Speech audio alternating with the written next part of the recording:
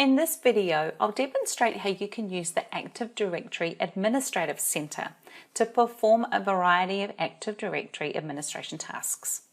This is another option beyond the Active Directory tools that you'll find under Windows Administrative Tools, and is a great functionality piece where not all of these features might be available yet in Windows Admin Center.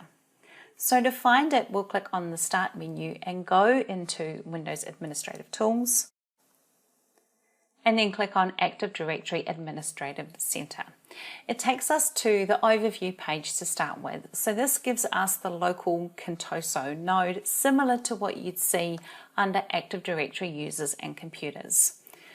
We can go in here and look at the user properties so we can see our users and our computers. And if we go and click on one of our users in bar, I can bring up the properties for this user. Now, back at the overview page, I have this reset password box down the bottom, so I can actually type in a full username here, put in the password and the new password, and do the password reset all from this one little control on this overview page.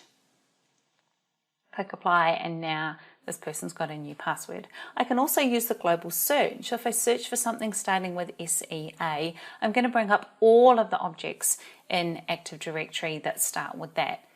And you can see that is the naming convention for my computers. So all of my computers here that are listed start with that SEA prefix.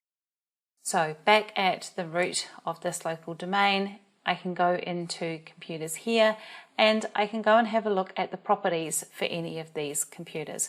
But I want to stage a new computer account. I can do that from here too. Under computers, go new computer and enter in all of the details here for this object for this new computer that I'm creating, SEA-CL4, to get that ready to join my domain. Now if I right click on the properties for that computer, I can go and type in some more information and get into things like the security, the location, and the extensions. So the attribute editor shows me all of those settings that I'd see through those other controls.